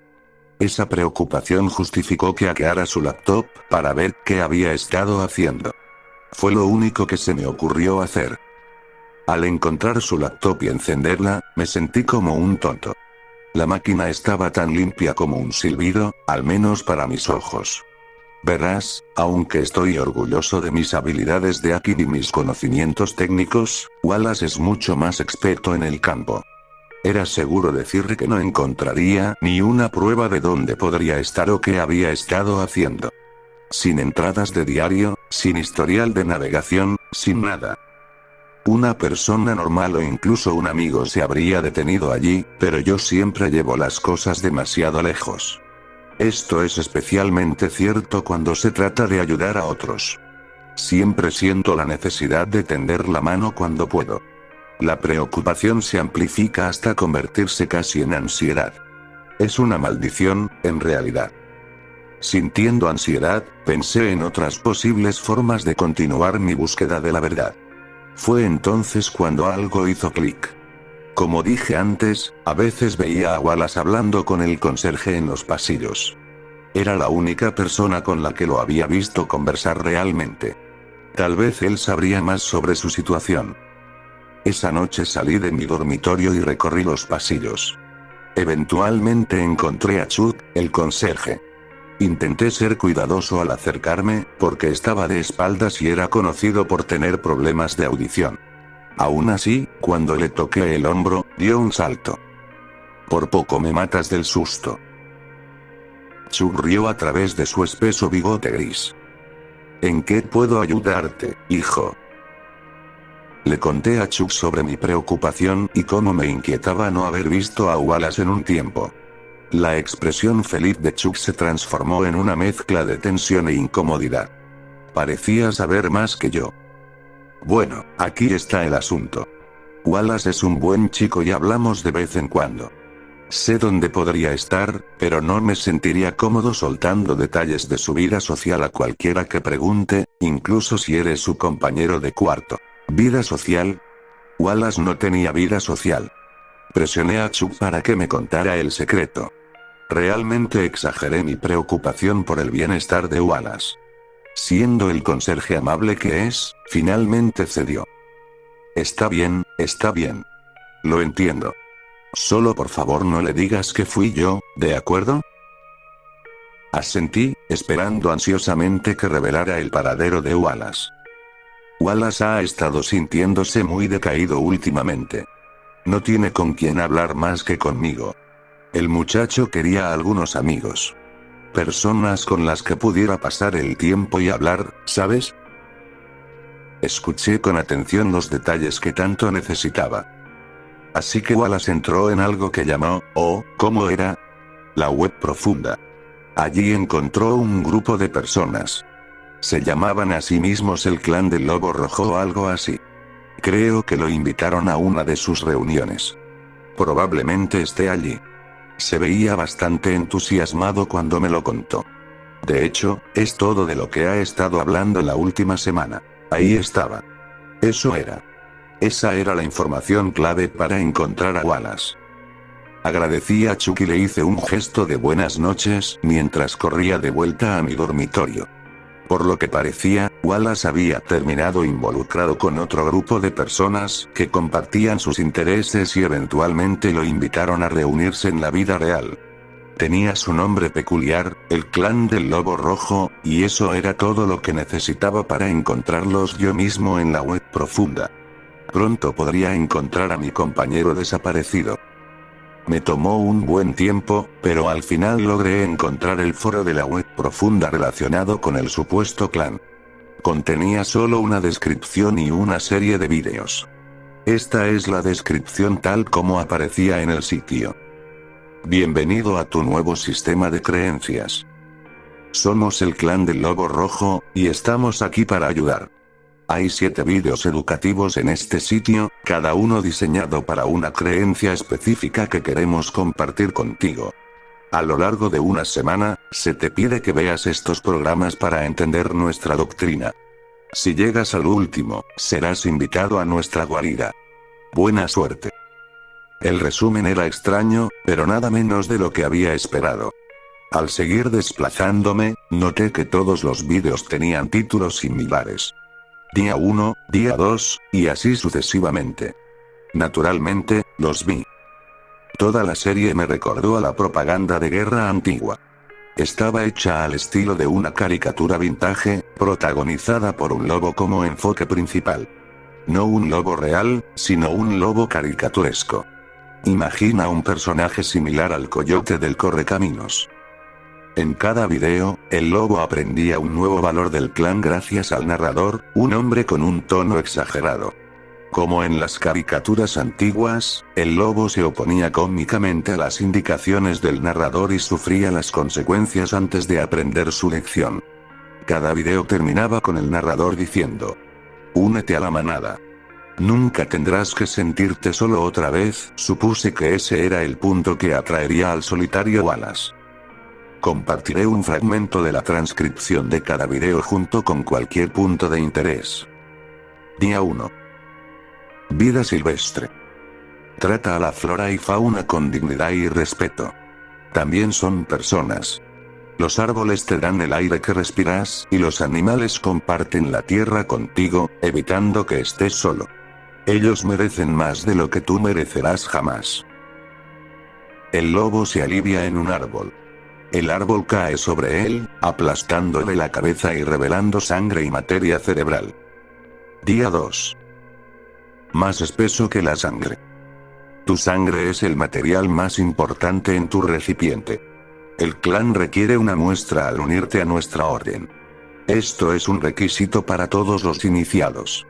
Nuestra sangre debe fluir como una sola para que podamos trabajar juntos y salvar el planeta. El lobo entra en una habitación llena de figuras encapuchadas, presumiblemente miembros del clan. Todos están en fila, entregando muestras de sangre. El lobo se niega a que le tomen una muestra y se aleja. Una figura encapuchada se acerca por detrás y le corta la garganta con una daga. El video enfoca al lobo desangrándose durante unos momentos. Día 3. Obedece o sufre. ¿Recuerdas lo que le pasó a nuestro amigo cuando no entregó su sangre para la causa? No obedeció las reglas de nuestra orden, así que tuvo que sufrir las consecuencias. Recuerda, las leyes del clan son importantes. Debes obedecer o perecer. Créeme, vale la pena. Muestra al lobo desangrándose de nuevo, solo que ahora hay unas cuantas figuras encapuchadas encima de él, apuñalando su cadáver repetidamente. Día 4. Voto de secrecía. El clan del lobo rojo suele ser malinterpretado. Por esto, es importante no decirle a nadie de nuestra existencia, bajo ninguna circunstancia. Solo puedes hablar de la actividad del clan con otros miembros del clan. Si rompes esta regla, perecerás. El lobo aparece hablando con sus amigos lobos y mostrándoles su nueva capa. Una figura encapuchada entra en escena con lo que parece ser un arma semiautomática y abre fuego. Los lobos caen al suelo, muertos. La figura encapuchada levanta el pulgar antes de que el video termine. Día 5. Aprende y comprende. Si eres aceptado en nuestro santuario interno, serás recibido con conocimiento. Obedecemos la palabra del lobo rojo y tú también lo harás. Se espera que aprendas y comprendas sus enseñanzas, de lo contrario fallarás, no solo al clan, sino al mundo entero. El lobo aparece en un entorno de aula haciendo algún tipo de examen. Lo entrega a un maestro encapuchado y recibe una F. Toda la clase se burla de él y luego saca un arsenal de armas medievales de sus túnicas y procede a acercarse al lobo. El lobo traga saliva antes de que el video termine. Día 6. Tareas y rituales. Como nuevo recluta, se te pedirá realizar diversas tareas que van desde lo mundano hasta lo fantástico. La mayoría de estas misiones involucrarán conseguir ingredientes para nuestros rituales. Aunque suene aburrido, es lo más importante que podrías hacer por el clan. Los rituales son lo que le da poder al clan. Sin este poder, no podemos esperar liberar al mundo de lo que lo corrompe. El lobo no logra llevar los ingredientes a un miembro del clan para un ritual. Corte abrupto al lobo siendo sacrificado en un altar negro sobre un pentagrama tallado en el piso. Es golpeado, abierto y finalmente destrozado por sus compañeros clanes. Día 7. Mortales. Cuando seas aceptado como un miembro del clan en pleno derecho, ya no serás considerado humano. Serás uno de nosotros. Desde ese momento, se te desaconseja cualquier interacción humana, a menos que sea necesaria para la causa. Los humanos son viles, sucios, repugnantes y peligrosos. Buscamos exterminarlos por completo. Cualquier humano que conozca nuestra existencia y no sea considerado digno de unirse debe ser eliminado. La naturaleza es tu única amiga. El lobo camina por un entorno parecido a una calle principal y se lo ve saludando a todos. Se encuentra con un miembro del clan que atraviesa su abdomen con una hoja larga y lo arroja a un lado de la carretera, donde luego es atropellado por varios autos. El contenido de los vídeos era increíblemente perturbador. Casi no podía creer que un culto así pudiera existir, mucho menos que Wallace se hubiera unido a ellos. Debió sentirse realmente solo. El último video terminó con el mismo mensaje de únete a la manada y luego desvaneció hacia una pantalla con una serie de números. Esa era mi siguiente pista. Solo podía asumir que era un código que revelaría las coordenadas del escondite del clan. Ahí, pensé, era donde Wallace debía haber ido. Anoté el código e inmediatamente comencé a investigar para descifrarlo. Justo cuando estaba en medio de todo, algo me golpeó. Uno de los vídeos decía que no se podía hablar con nadie sobre el clan bajo ninguna circunstancia. Pero Wallace habló con Chuck. Eso no tenía ningún sentido. Wallace era alguien que seguía las reglas al pie de la letra. Otro detalle me golpeó. El video decía que solo podías hablar de la actividad del clan con otros miembros del clan. ¿Y si Chuck era uno de ellos? Chuck podría estar en la universidad para reclutar miembros y simplemente guió a Wallace en esa dirección. Podría haberse hecho el tonto cuando le pregunté. Así que Chuck era un miembro del clan Wallace rompió una regla fundamental. Ninguna teoría tenía mucho peso. Si Chuck era un miembro, ¿por qué me habría dicho algo sin reclutarme o eliminarme? Y si Wallace estaba tan ansioso por ser aceptado en un culto estricto, ¿por qué desobedecería sus reglas? No tenía mucho sentido. Finalmente me rendí ante la idea de que quizá Wallace simplemente ignoró las reglas por la emoción. Finalmente tendría amigos, así que necesitaba contárselo a alguien. No me convencía del todo esta idea, pero debía volver a descifrar el código. No tenía tiempo para pensar en incertidumbres. Justo entonces, hubo un golpe en la puerta de mi dormitorio, seguido de una voz. Soy Chuck, el conserje. Estoy aquí para ordenar tu habitación. Chuck nunca limpiaba dormitorios. Ese no era parte de su trabajo. Estoy bien, gracias.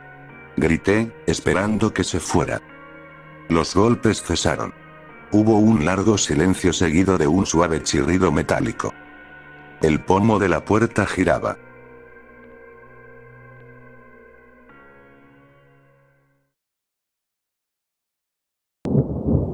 Estaba escondido justo ahí.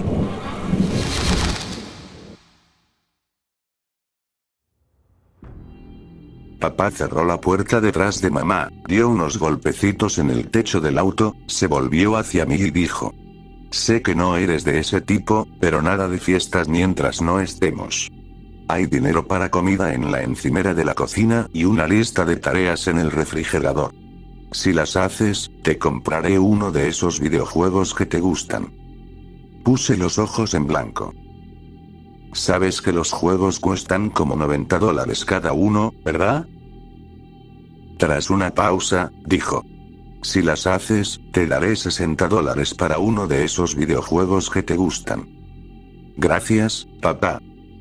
Vi el Corolla salir del camino de entrada y, en cuanto estuvieron fuera de vista, choqué mi puño contra el aire. Nunca, ni una sola vez, mis padres me habían dejado solo en casa o se habían ido de vacaciones juntos. Mamá estaba demasiado ocupada con su negocio propio, haciendo pulseras y dijes para su tienda en Etsy, y papá prefería estar en su taller de carpintería. Abrí Messenger en mi teléfono y le escribí a Lana. Seguimos con lo de vernos en mi casa a las 7:30. Carita guiñando. Desde que comencé la secundaria, había estado enamorado de Lana. Mucho. Ambos éramos nadadores del equipo de la escuela, los Marlins, y ella era la persona más dedicada que había conocido. Primera en entrar al agua, última en salir del vestuario. La admiraba y, si tengo que admitirlo, también admiraba su cuerpo. Nada me mantenía más dedicado a la natación que una chica con curvas en un buen traje de baño. Lana respondió. Sí, señor Carita guiñando. Entré a la casa y tomé la hoja de tareas que estaba bajo un imán del refrigerador que decía. Olvida a los perros, cuidado con los niños. La revisé rápidamente. Tenía un par de horas para hacerlas antes de que Lana llegara, y planeaba que ambos estuviéramos muy ocupados. Aspirar la casa. Cargar el lavavajillas. Alimentar a los peces. Limpiar tu cuarto, por el amor de Dios, Charlie, tienes 17. Esto ya duró demasiado. Cortar el césped, cierra las puertas. No cometas este error otra vez. Durante un mes, habíamos estado en una especie de guerra de desgaste. Mi papá era terco, pero yo lo era más. Ellos se negaban a limpiar mi cuarto hasta que yo lo ordenara primero. No es que estuviera demasiado desordenado, pero tenía que cumplir con los estándares de papá, y no conocía a nadie capaz de lograrlos. Así que, por despecho, dejé la ropa sucia acumulándose en el piso y los tazones y vasos viejos amontonándose en mi escritorio, que nunca había usado para estudiar. Lo que quedaba, lo pateaba debajo de la cama. Ojos que no ven, corazón que no siente. Estaba más preocupado por Lana, así que solo tendría que mantenerla lejos de mi habitación. El asunto de la cerradura era otra cosa. Cuando compramos la casa, venía con un viejo sótano exterior al que solo se podía acceder por una trampilla en el patio. Mayormente servía para guardar herramientas de jardinería, objetos viejos y madera para los trabajos de papá. Había habido varios incidentes en los que papá encontró señales de algún animal, probablemente un mapache, viviendo ahí. Trozos pequeños de comida roída de nuestra basura, objetos raros como lápices 2B e hilo dental, cosas sin importancia. Yo no tenía ninguna razón para bajar ahí. De hecho, me daba miedo. Solo había una cuerda para encender la luz, y la oscuridad todavía me asustaba. Pero, aún así, papá me acusaba de dejar las puertas del sótano abiertas, y llevaba un mes pagando por eso. 4 tareas simples, menos limpiar mi cuarto, porque nunca lo acabaría a tiempo, y no tendría más responsabilidades durante 2 días. Me puse los audífonos, busqué una lista de reproducción de rock en mi teléfono, aspiré el piso lo más rápido posible, eché unas cuantas hojuelas naranjas de comida para peces en el tanque y corté el césped como cortaba mi barba. De manera descuidada, dejando parches. Luego preparé mi noche, lo realmente importante. Sería romántica y seductora, bueno, tan romántica y seductora como puede ser un chico adolescente. Pedí la mejor pizza de la ciudad, Giovanni's, tomé una botella de vodka Longnegus del gabinete de licores de mamá y preparé una selección de películas. Fright Night, Princess Diaries y Avengers. Una variedad amplia. Una tenía que funcionar. A las 8 p.m., escuché pasos acercándose a la puerta. Lana iba tarde, pero no era algo nuevo. Solía aparecer a cualquier hora menos a la que acordábamos. Esperé con entusiasmo su característico toque, toc toc, toc toc toc, pero no llegó. Tampoco había enviado un mensaje diciendo que estaba afuera, así que abrí la puerta. No estaba ahí. La cerré y le escribí para saber dónde estaba, pero no respondió. Las 8:30 pasaron. Me dejó plantado. Me dolió, de verdad pensé que ella sentía lo mismo por mí. Hice lo segundo mejor que puede hacer cualquiera cuando lo abandonan en una cita. Alineé los vasos de vodka y los tomé uno tras otro. 1, luego 2, luego 3. Lleno de energía por el alcohol, devoré una pizza entera de queso y un pan de ajo húmedo. A mitad de la película, Avengers, porque me asusto fácilmente, estaba empezando a pasarla bien, lo cual me hizo sentir un poco mal. La gente sana no disfruta una noche sola bebiendo. Algo era extraño, sin embargo. Entre los temblores crecientes de las bocinas de nuestro sistema de sonido había un suave golpeteo, como cuando las tuberías del agua fallan. Sabía que no era mi imaginación porque el vodka en mi vaso vibró. En algún momento, me quedé dormido. Fue un sueño profundo y vívido. Soñé con un viejo reloj despertador que no se apagaba sin importar cuánto lo golpeaba. Cuando por fin desperté, con un dolor punzante en las sienes, la película había terminado y la televisión estaba en modo de reposo, dejándome en una habitación oscura. Necesitaba mi cama caliente y una buena noche de sueño. Dejé la caja vacía de pizza sobre la mesa de centro y comencé a apagar las luces. Al hacerlo, noté una luz aún encendida. La del sótano. Iluminaba la ventana junto a la puerta lateral. La había dejado encendida después de cortar el césped. Tal vez papá no estaba tan equivocado al culparme de ser tan olvidadizo. Salí por la puerta lateral y giré hacia la trampilla del sótano, que estaba completamente abierta. Me quedé ahí, dejando que la luz me bañara. Era demasiado intensa para mi estado de ebriedad, y mi cabeza dio vueltas. Lo único que sabía con certeza era que, si llamaba a la policía, mis padres nunca volverían a dejarme solo en casa. Bajé de puntillas por los escalones chirriantes, agachando la cabeza para pasar bajo una viga de madera. El sótano estaba tal como lo recordaba. La podadora y un cubo lleno de herramientas de jardinería en una esquina, nuestro árbol de Navidad del año pasado y cajas llenas de cosas antiguas y olvidadas. Después de echar un vistazo rápido, jalé la cuerda de la luz y subí de nuevo. Mis pies apenas respondían y me apoyé en la puerta lateral para no caer. El susto me había despejado un poco, así que volví al sofá y cambié de canal hasta encontrar los infomerciales. Tenía una sensación extraña que no podía ubicar, como si alguien me observara. Me descubrí mirando hacia las sombras en lo alto de la escalera del segundo piso, pero no había nada. A las 11 de la noche, recibí un mensaje de Lana. Lo siento, mi teléfono murió. Iba a cargarlo cuando llegara a tu casa. ¿Seguimos con lo de la próxima semana? Suspiré. No habría otra oportunidad como esta. Pensé que estabas disponible este fin de semana. Espera, tu papá me dijo que retrasaron su viaje una semana y que tenías que ayudar a tu abuela con unos mandados o algo así. ¿Cuándo hablaste con mi papá? Pues, cuando estuve en tu casa esta noche. Tu papá estaba limpiando el sótano y me dijo que estabas ocupado. Incluso se ofreció a llevarme a mi casa.